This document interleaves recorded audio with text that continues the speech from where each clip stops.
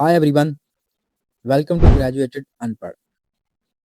दोस्तों, जरा सोचिए, अगर एक ऐसा कानून हो जो हजार लोगों को खुशी दे लेकिन एक इंसान की खुशी को कुर्बान कर दे, तो क्या वो कानून सही होगा? अगर अक्सरियत की खुशी अकलियत के दुख से ज्यादा कीमती हो जाए, तो क्या हम इसे इंसाफ कहेंगे या जुल्म? आज की दुनिया के कवानीन, जेलों का निजाम, हत्ता के हुकूमतों के फैसले एक ऐसे शख्स के ख्यालात से मुतासिर हैं जिसने कहा था, सबसे ज्यादा खुशी सबसे ज्यादा लोगों के लिए। लेकिन सवाल ये है, क्या खुशी को नापा जा सकता है या इखलाकियात को हिसाब में बदला जा सकता है? आज की वीडियो में हम जानेंगे इसी इंसान के बारे में जिसने इखलाकियात को रियाजी बना दिया। जी हाँ, मैं बात कर रहा हूँ जेरेमी बेंथम की। तो आज हम देखेंगे political thoughts of Jeremy Bentham, और उसके बाद इसकी मोस्ट इंपॉर्टेंट थ्योरी जो सबसे ज्यादा मशहूर हुई, most famous theory, theory of utilitarianism. तो चलिए, without wasting more time, let's start our video. Who was Jeremy Bentham? जो जेरेमी बेंथम साहब हैं, ये लंदन के अंदर हाउंड स्टिच में पैदा होते हैं ऑन February 15, 1748 के अंदर। जो जेरेमी बेंथम साहब हैं, लंदन के अंदर हाउंड स्टिच में पैदा होते हैं 15 फरवरी 1748 के अंदर। और इनकी पैदाइश होती है एक वेल्दी घराने के अंदर, यानी इनकी जो फैमिली होती है वो बहुत ज्यादा अमीर होती है। और उसके बाद इनकी डेथ होती है 1832 के अंदर। अभी जो जेरेमी बेंथम साहब होते हैं, इनकी जो हाइट होती है वो बहुत शॉर्ट होती है। शॉर्ट हाइट होने के साथ साथ जो फिजिकली भी थोड़ा सा वीक होते हैं। जैसे आप ये पिक्चर के अंदर देख सकते हैं इनको, कि इनकी जो हाइट है वो बहुत छोटी है, और उसके साथ साथ ये जो इनका फिजिकल स्ट्रक्चर है वो भी वीक है, यानी ये बहुत ज्यादा पतले थे।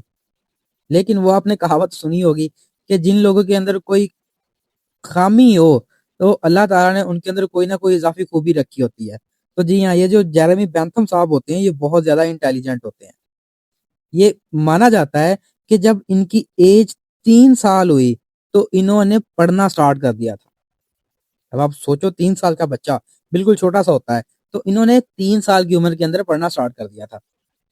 अब जैसे हमने बात की कि ये बहुत ज्यादा इंटेलिजेंट थे, तो इन्होंने जो अपनी ग्रेजुएशन थी वो जस्ट 12 ईयर्स ऑफ एज के अंदर कंप्लीट कर ली। और ग्रेजुएशन कंप्लीट करने के बाद इन्होंने ऑक्सफोर्ड के अंदर एडमिशन लिया, और वहां से मास्टर्स कंप्लीट किया 1766 के अंदर। उसके बाद इन्होंने लॉ भी पढ़ा, लॉ की डिग्री भी हासिल की। लेकिन वो अलहदा बात है कि इन्होंने लॉ की कभी भी प्रैक्टिस नहीं की। इन्होंने जितना भी काम किया, और सारे काम की बदौलत इनको जो इंटरनेशनल रिकॉग्निशन है वो 1780 के बाद मिली। जितनी भी इनको पहचान मिली, इनको मार्फत मिली है, उस टाइम के कुछ गिने चुने फिलोसफर्स में थे जो वुमेन राइट्स के ऊपर जिन्होंने बात की थी। अब इन्होंने वुमेन राइट्स के ऊपर बात की, उसके बाद इन्होंने कैदियों के हकूक के ऊपर बात की, कि जो कैदी हैं वो भी इंसान है, उनकी भी एक लाइफ है, इसलिए उनको भी कुछ हकूक दिए जाने चाहिए प्रिजन्स के अंदर। अब उसके बाद इन्होंने एक बहुत ही एक इंटरेस्टिंग विल भी लिखी थी, कि इनकी 80s के एज के अंदर जब इनको पता चला कि इनकी जो डेथ है वो करीब है, तो इन्होंने एक विल लिखी थी कि जो इनकी बॉडी है, बल्कि उसको दफनाया ना जाए, ना उसको जलाया जाए, बल्कि इन्होंने कहा था कि जो मेरी बॉडी है उसको महफूज किया जाए, ताकि उसको जो दीगर आने वाले स्टडीज के लिए यूज किया जा सके, या डिफरेंट जो वर्क्स हैं उसके लिए इसको यूज किया जा सके। बेसिकली इन्होंने क्या किया, जो अपनी बॉडी है वो इन्होंने अतिया कर दी, वो डोनेट कर दी। और इन्होंने जो दूसरे लोग हैं उनको भी ये करने के लिए कहा, लेकिन लोगों ने इनके ऊपर बहुत ज्यादा क्रिटिसिज्म किया कि नहीं, ऐसा नहीं हो सकता। कौन बंदा है जो अपनी बॉडी है, कौन कौन लोग हैं जो अपने प्यारों की बॉडी जो है वो किसी और को देंगे, हत्या करेंगे। तो इसीलिए कहा जाता है कि इन्होंने सबसे पहले कहा कि सबसे पहले इसकी शुरुआत ही मैं करता हूँ, ताकि लोग जो हैं वो इससे इतने इनकरेज इनफ हों कि वो भी जो है अपनी बॉडी है वो लोगों को आगे जो है वो रिसर्च के लिए या स्टडी के लिए या डिफरेंट पर्पसेस के लिए उसको हत्या कर सकें। और ये जो आप पिक्चर के अंदर इनकी आप बॉडी देख रहे हो, ये म्यूजियम के अंदर है। इसको इन्होंने हत्या किया था। जो इनका सर है ये थोड़ा सा डैमेज हो गया था, ये इन्होंने दोबारा जो आर्टिफिशियली क्रिएट किया, लेकिन जो इनकी जो नीचे ये जो सारी बॉडी है, ये इनकी सारी बॉडी ये बिल्कुल रियल है, जिसको ममीफाई किया गया था। आगे बढ़ते हैं, बात करते हैं इनकी जो मोस्ट फेमस ऑफ थ्योरी है, थ्योरी ऑफ यूटिलिटेरियनिज्म के ऊपर।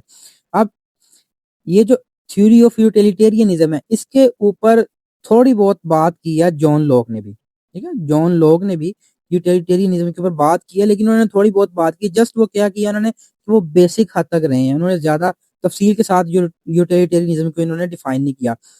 लेकिन उसके बाद ये जो जेरेमी बेंथम साहब हैं, इन्होंने यूटिलिटेरियनिज्म को पूरी एक एक्सप्लेनेशन के साथ इसको एक्सप्लेन किया है।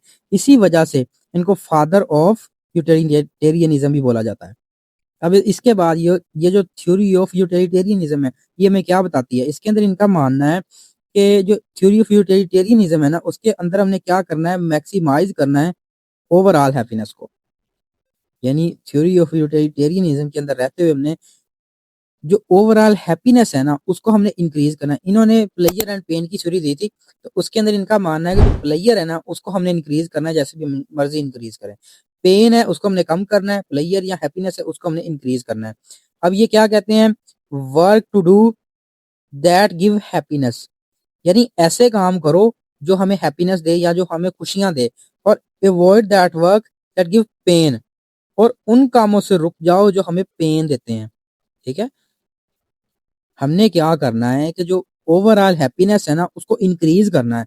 और उस ओवरऑल हैप्पीनेस को इंक्रीज करने के लिए हमने क्या करना है, हमने वो काम करने हैं जो हैप्पीनेस को बढ़ाते हैं, और उन कामों से रुक जाना है, जहाँ जो बच जाना है जो पेन को बढ़ाते हैं। ठीक है, अब to provide happiness to overall society, अब ये जो हमने सारे काम करने हैं, जो हैप्पीनेस देनी है और पेन कम करना है, वो किस लिए करना है? तो जो हमारी सोसाइटी है, जिस सोसाइटी के अंदर हम रहते हैं, उस सोसाइटी के अंदर रहते हुए हमने वो काम करने हैं जो सोसाइटी को ज्यादा से ज्यादा प्लेजर या हैप्पीनेस दें, और उन कामों से रुक जाएं जो सोसाइटी को पेन देते हैं। ठीक है, आई होप कि आपको समझ आ गई होगी। अगर इसको एग्जाम्पल के जरिए समझने की कोशिश करें, तो जैसे हम बात करते हैं सिंपल सी कि जैसे एक डेमोक्रेटिक कंट्री होता है जिसके अंदर पार्लियामेंट टाइप गवर्नमेंट होती है, उसके अंदर अगर हम बात करें वोटिंग की, तो क्या होता है कि अगर फर्ज करें एक पार्टी ए है, दूसरी पार्टी है बी। ठीक है, अब पार्टी ए को वोट मिलते हैं 70%, और जो पार्टी बी है इसको वोट मिलते हैं 30%। अब ये 70% और 30% क्या है कि जो ए पार्टी है उसको जो ज्यादा लोग हैं, यानी जो 70% लोग हैं वो पसंद करते हैं, उसको एक पावर के अंदर लेके आना चाह रहे हैं। लेकिन जो पार्टी बी है उसको 30% लोग पसंद करते हैं, उसको 30% लोग जो है वो पावर के अंदर लेके आना चाह रहे हैं। अब हमें जो थ्योरी ऑफ यूटिलिटेरियनिज्म क्या कहती है, वो ये कहती है कि जो काम ज्यादा लोग करना चाह रहे हैं ना, ज्यादा लोग जो काम करना चाह रहे हैं, जिस काम से ज्यादा लोगों को प्लेयर मिलता है, हमने वो काम करना है। अब इसके अंदर कौन सा काम है जिसके अंदर से ज्यादा लोगों को प्लेयर मिल रहा है? ऑब्वियसली ए पार्टी को जितवाना। अगर हम पार्टी बी को भी जितवा सकते हैं, लेकिन पार्टी बी के अंदर भी क्या हो रहा है, पार्टी बी के अंदर भी लोगों को प्लेयर मिल रहा है, लेकिन उसके अंदर कितने परसेंट लोगों को प्लेयर मिल रहा है? 30% लोगों को। तो इसलिए हमने क्या करना है, यूटिलिटेरियनिज्म के अंदर रहते हुए हमने वो काम करना है जिससे लोगों को प्लेयर तो मिले, लेकिन मैक्सिमम नंबर ऑफ लोगों को प्लेयर मिले। तो इसीलिए इसके अंदर प्लेयर मिल तो रहा है, लेकिन कम लोगों को प्लेयर मिल रहा है। तो इसलिए हम क्या करेंगे, ए वाला जो ऑप्शन है इसको चूज करेंगे, ताकि इसके अंदर लोगों को प्लेयर भी मिल रहा है और जो मैक्सिमम नंबर ऑफ लोग हैं उनको प्लेजर मिल रहा है। आई होप आपको अब समझ आ गई होगी। अच्छा जी, आगे बढ़ते हैं, बात करते हैं हिडोनिक कैलकुलस के ऊपर। अब इन्होंने क्या किया कि थ्योरी ऑफ यूटिलिटेरियनिज्म तो इन्होंने दे दी कि हमने जी ये वो काम करने जिससे हैप्पीनेस बढ़े और पेन कम हो। अब इन्होंने उसको काउंट करने के लिए एक हमें फार्मूला भी दे दिया कि हम जो प्लेयर और पेन है उसको कैसे काउंट कर सकते हैं। Method to measure pleasure and pain, कि इन्होंने एक मेथड निकाला जिसके जरिए हम प्लेयर या पेन है उसको हम काउंट कर सकते हैं। Through intensity duration with different actions है। अब हम इसको कैसे काउंट करेंगे कि हम इंटेंसिटी के जरिए इसको काउंट कर सकते हैं, उसके बाद ड्यूरेशन के जरिए काउंट कर सकते हैं, और डिफरेंट एक्शन से इसको काउंट कर सकते हैं कि जो प्लेयर या पेन आ रहा है उसकी इंटेंसिटी कितनी है, वो हाई है या लो है। अब उसके बाद जो ड्यूरेशन है, वो हमें हैप्पीनेस मिल रही है तो वो कितने उसका ड्यूरेशन है, या जो पेन मिल रहा है तो उसका कितना ड्यूरेशन है, और उसके बाद कौन से एक्शन से आ रही है। इन सारों को हम काउंट करेंगे, काउंट करके हम क्या करेंगे, जो हेडोनिक कैलकुलस का फार्मूला इन्होंने दिया था, जो एक इन्होंने एक क्वांटिटेटिव मेथड दिया था, उसके अंदर पुट करेंगे और हमारे पास जो है वो प्लेयर या जो पेन है वो हमारे पास निकल के आ जाएगी।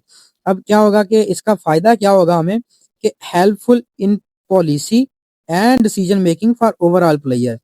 कि वही बात आ गई कि हम क्या होगा कि एक तो हमें पॉलिसी बनाने के लिए ईजी हो जाएगी, दूसरे नंबर पर जो डिसीजन मेकिंग है उसके लिए जो है ये बिल्कुल ईजी हो जाएगा हमारे लिए। अब ये जो पॉलिसी और डिसीजन मेकिंग में कैसे ईजी हो जाएगा, एक काम है, वो कुछ लोग जो है वो काम करना चाह रहे हैं। अब हम क्या करेंगे कि उस काम को हम क्या करेंगे, जो फार्मूला है इस फार्मूला के अंदर पुट करेंगे, ये जो फार्मूला नीचे दिया गया है, happiness minus pain is equal to balance.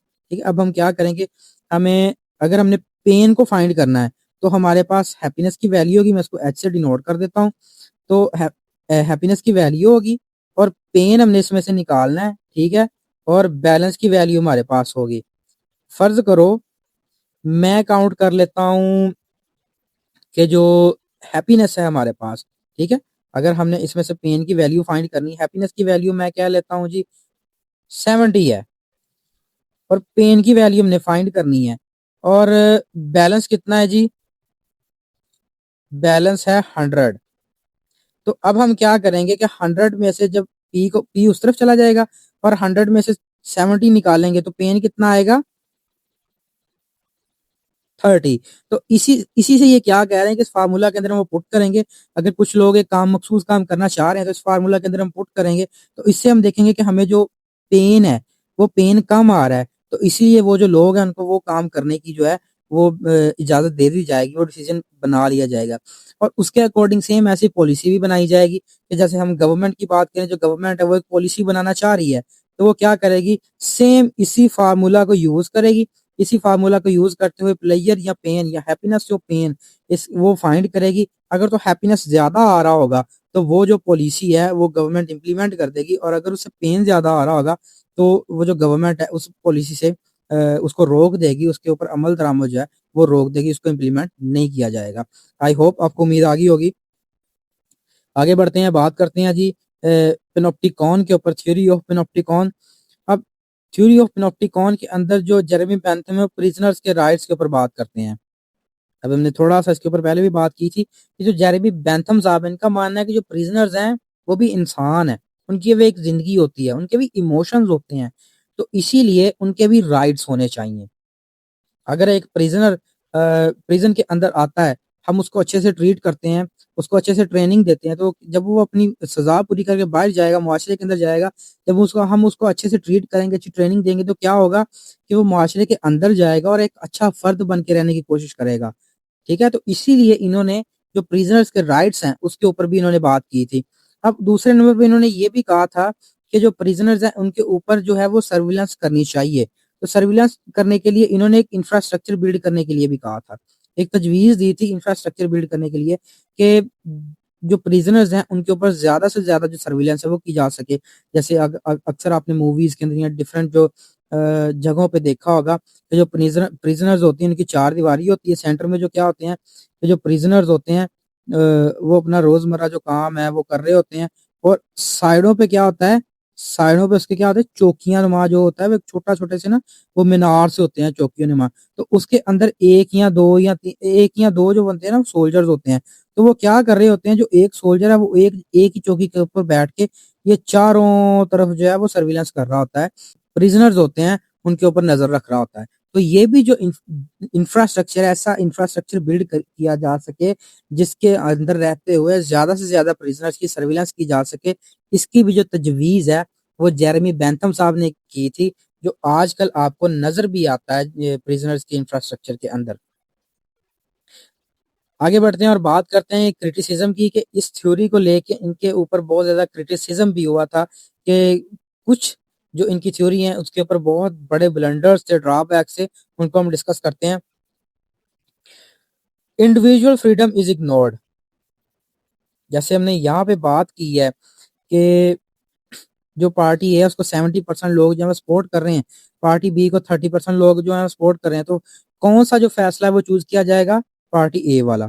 ठीक है, तो पार्टी ए वाला फैसला चूज कर लिया गया, लेकिन ये 30% है, इनकी जो फ्रीडम है, इनकी जो फ्रीडम ऑफ थॉट है, इनकी जो प्लेयर है वो तो दबा दी गई ना। तो इसीलिए यही माना जाता है इसके अंदर कि जो इंडिविजुअल फ्रीडम है ना वो इसके अंदर इग्नोर कर दी जाती है। जैसे चार जो हैं फ्रेंड्स हैं, उन चारों में से जो है ना वो एक स्टूडेंट कहता है कि हम ना ट्रिप पे जाते हैं, और तीन कहते हैं हमने नहीं जाना। अब जो यूटिलिटेरियनिज्म के अकॉर्डिंग कौन सा फैसला चूज किया जाएगा जिसके अंदर मेजोरिटी को हैप्पीनेस मिल रही हो। तो मेजोरिटी इसके अंदर क्या कह रही है कि नहीं जाना। अब जो 3 फ्रेंड्स हैं वो कह रहे हैं नहीं जाना, लेकिन जो एक बंदा वो कह रहा है जाना है।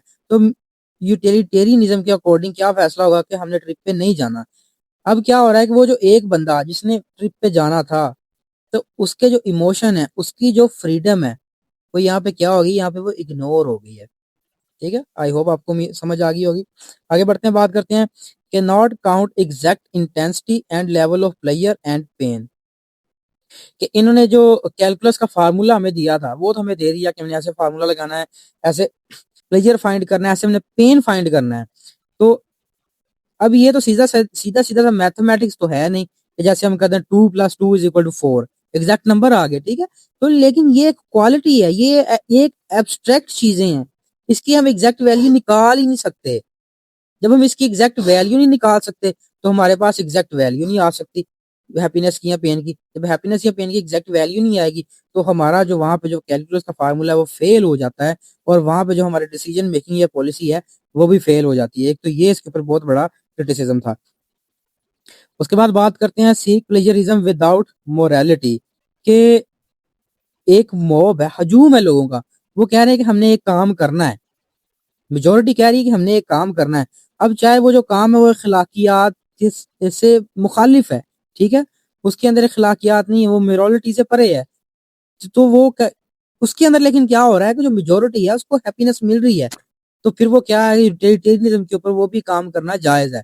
तो जो काम मोरालिटी के अंदर अखलाकियात के दायरे से बाहर है, यूटिलिटेरियनिज्म कहती है कि वो काम करना भी जायज है अगर जो ज्यादा लोगों को वहां से हैप्पीनेस मिल रही है।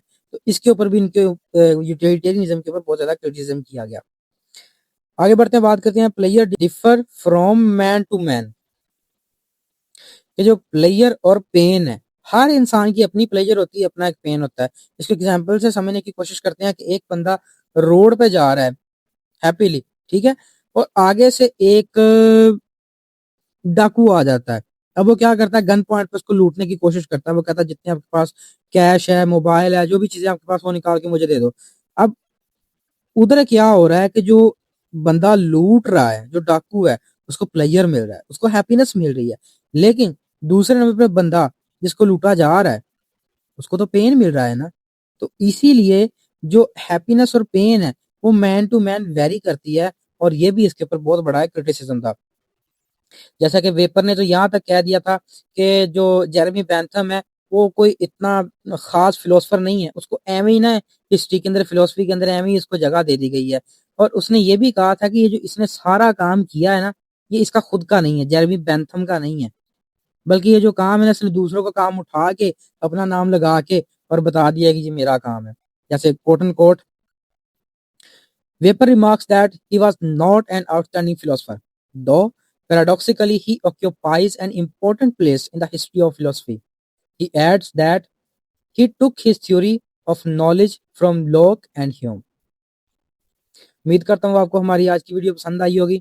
तो आज के लिए इतना ही है, एंड सब्सक्राइब फॉर मोर।